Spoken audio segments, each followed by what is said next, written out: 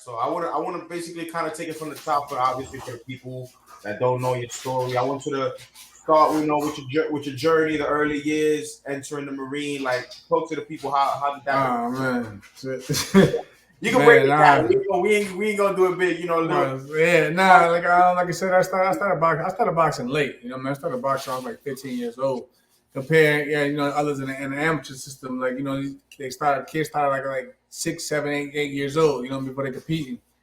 But I was a fast learner. Like I my very first loss going back that far was my boy Danny Jacobs. So that tells you how way back then. Me like Danny and those guys who came up around that era. We all came up around each other, especially in New York. But like I said, a couple of years later, I had already enlisted into the Marine Corps. So I would say honestly, the bulk of my amateur experience in terms of getting to the Olympics and so on, and winning national championships, came while I was in the Marine Corps. Yeah, that's why I was giving a lot of respect and praise to the Marine Corps in my own career. Starting boxing late. You didn't play any other sports? No, I played now football. Football was actually my first sport. Like I said, I started when I was like 10 years old. So like football was definitely my first sport that I tried. I was a receiver, running back, defensive end, and, safety. So yeah, like I said, I played football a lot up until like high school because for my frame, I wasn't bulking up like that. So that's when I started playing other things like basketball. I did track and field and so on. So mainly a lot of sports that kept me athletic. So like, I need your top 5 pound for pound. I know that's always in a thing for fighters, but I need your top 5 pound for pound right now. Yeah. I gotta put NOA on. I'm put the guys like saying that don't get the most respect at times. Like you gotta put the guys that's like in a way who's undisputed, Jamel Charlo, Devin Haney. You gotta put them up there. Of course, Bud Crawford.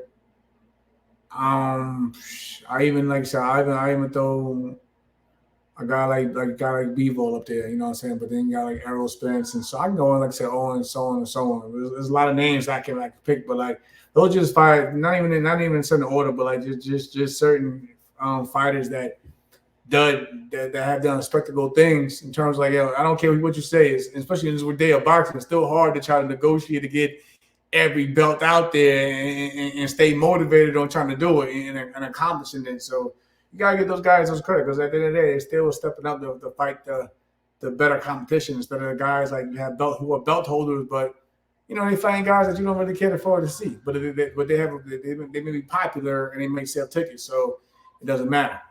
So talk to me. The best 3 moments of your career that you can never forget that you'll tell the kids that to this day you think about it and you think to yourself like I did that. That was me. What were the 3 moments? I said my best 3 was my pro debut. My pro debut. That was actually on the same day that Pacquiao had lost to Marquez. It was the same day, but it was on the Golden Boy card. Back in December 2012. So my pro debut, my title win against Masahiko Ito, and then my knockout win against Carl Frampton. Are you a fighter that you like being on the road, or you prefer to be on the stage? So you'll fight anywhere as long as everything is right. No, I'll fight anywhere as long as it's right. That's just me. That's just come from basically being a Marine. Like I've been there. I've traveled everywhere around the world, especially whether it was for battle or competition. I've been everywhere. So I mean, as long as everything is right and fair, I don't really care what the fight's at. All right. So obviously, in your last fight, it wasn't the outcome you expected.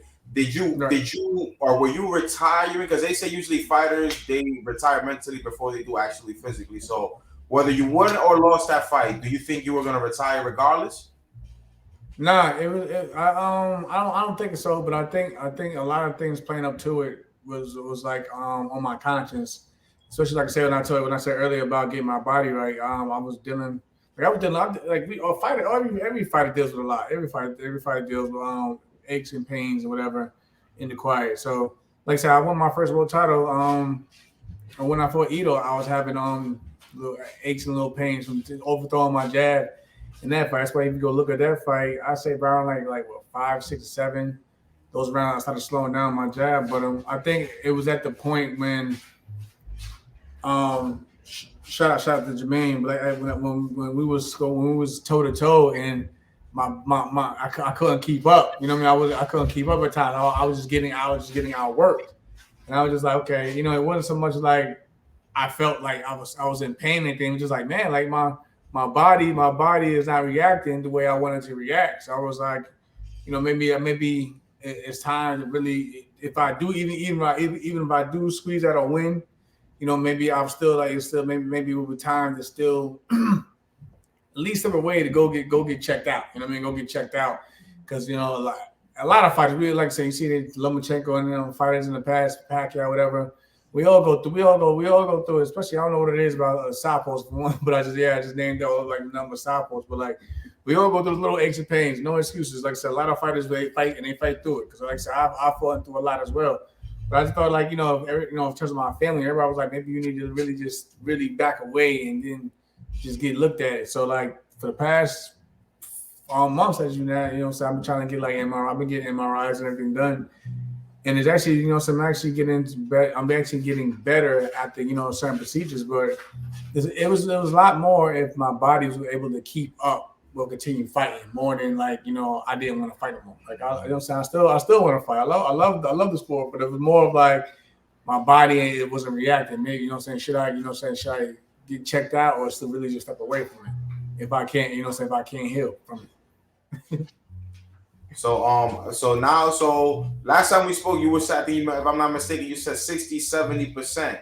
Your last fight was at 135. You've been at 130 for the majority of your career. You're gonna jump into the 135 pool when you come back, or you're gonna jump into the 130? No, and I said it respectfully, and there's nothing against like not wanting to. It's just that like one man has all the belts, and there's a line. You know what I mean? There's a line. Like you're not jumping ahead of line. Like, especially with these names that's already in line. You know what I'm saying? Trying to get there. So it's like I'd rather go where at least it's a little bit more open and more freedom at it. Which is I can still like say at 130. Like I don't.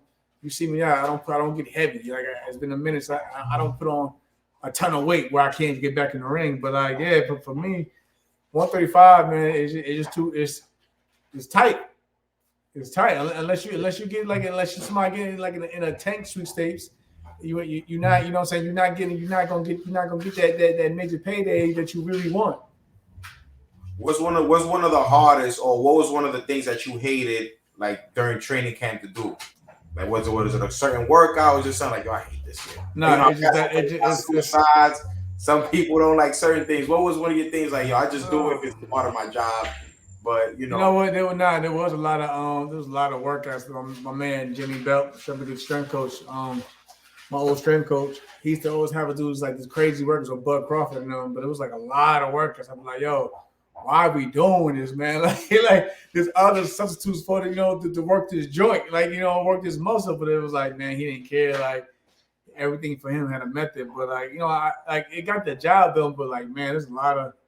And for me, it was a lot to deal with, like cardio and plyometrics. But what I'm saying in the end, it all pans out. So do you got a tunnel vision plan? So if I'm not mistaken, you'll be what 38 this year. Not to put you on blast. On the end of the year. End of the year. So what do you want to do? You want to rock out?